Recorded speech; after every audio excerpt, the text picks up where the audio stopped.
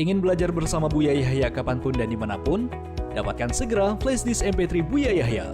Berisikan berbagai materi kajian lengkap bersama Buya Yahya.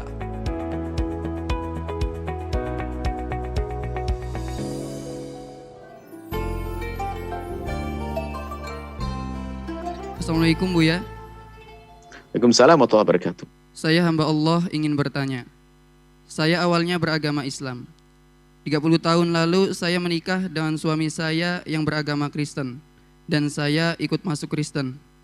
Tapi beberapa tahun terakhir saya ingin kembali ke agama Islam. Dan keinginan itu sangat kuat. Sehingga sebulan yang lalu saya wujudkan keinginan saya. Dan saya kembali masuk Islam dibimbing oleh Pak Imam. Langsung yang ditinggal di tempat kami. Dan setelah keputusan saya untuk kembali ke Muslim ditentang oleh suami dan anak-anak saya. Mereka tidak menerima keputusan saya.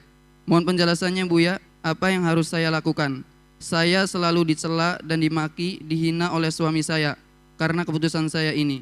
Dan perlu saya tambahkan, suami saya pernah berselingkuh dan menghamili seorang wanita. Baik. Yang pertama kepada siapapun. Apakah dari orang yang pernah beragama Islam lalu keluar dari Islam? Atau dari orang yang di luar Islam, asli dari luar Islam? Kalau sudah ada dalam hati Anda kerinduan untuk kembali kepada Islam atau masuk Islam, segeralah bersyahadat. Asyhadu an la ilaha illallah wa asyhadu anna Muhammadar Rasulullah. Ambil kuncinya. Cekrek. Karena tidak tahu apakah panjang umur atau tidak. Sebab kalau sudah punya kunci itu, maka dia menjadi ahli iman. Sehingga nanti kelak akan dimasukkan lingkup ahli iman. Adapun kesempurnaan di dalam menjalankan syariat sesuai dengan kemampuan. Sebisa mungkin semuanya diberesin. Keharaman-keharaman. Tapi ingat, orang yang masuk Islam itu kalau dari asal kafir, asal non-muslim masuk Islam, ya jubu maqablah, dosa yang lalu diampuni oleh Allah Subhanahu wa Ta'ala. Seperti itu. Nah, cuma kisahnya kalau ada orang yang murtad, ini jauh lebih bukan jauh lebih bagus. Itu adalah petunjuk dari Allah. Kalau Anda sudah murtad, kemudian dia masuk Islam, segera masuk Islam. Biarpun masih banyak kekurangan dalam menjalankan syariat. Urusan suami Anda semestinya adalah, jika seperti itu, suami Anda adalah ditunggu. Kalau dia adalah kalau dia adalah mau menyusul pada Islam, misalnya ada seorang non-muslim, suami istri non-muslim, yaitu lalu istrinya adalah masuk Islam.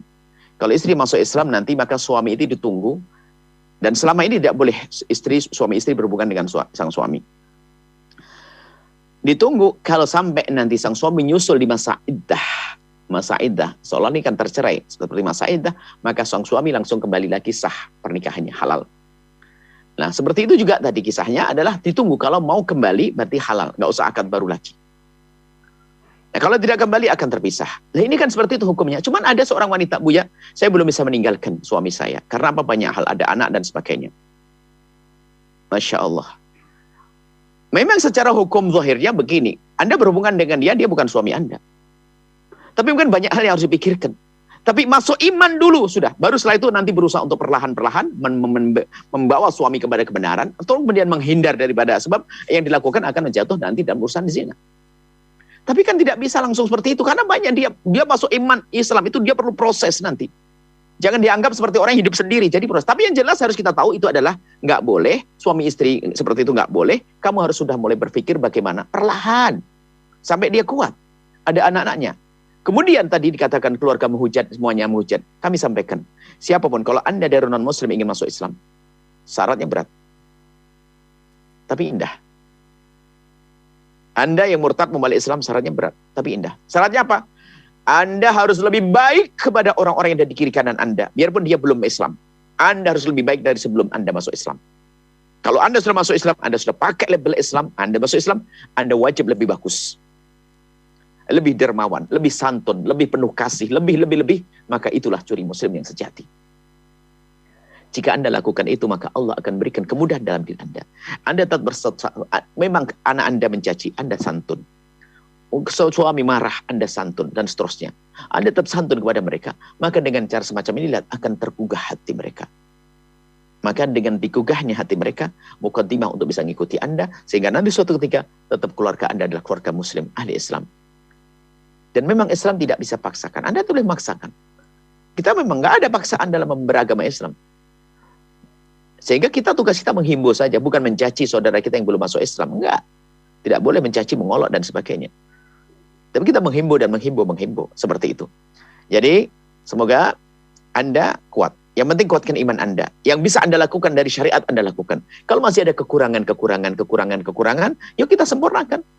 Mungkin sholatnya masih Anda harus sembunyi. Sembunyi tidak ada masalah. Mungkin ada sebagian yang saya sudah masuk Islam, tapi saya belum bisa menutup aurat. Ya, untuk sementara. Selagi depan suami, mungkin makan marah-marah, atau dekat anak-anak, perlahan. Nanti kan proses sampai sempurna. Ini bukan robot yang bisa diganti bajunya dengan gampang dan sebagainya. Semuanya perlu proses.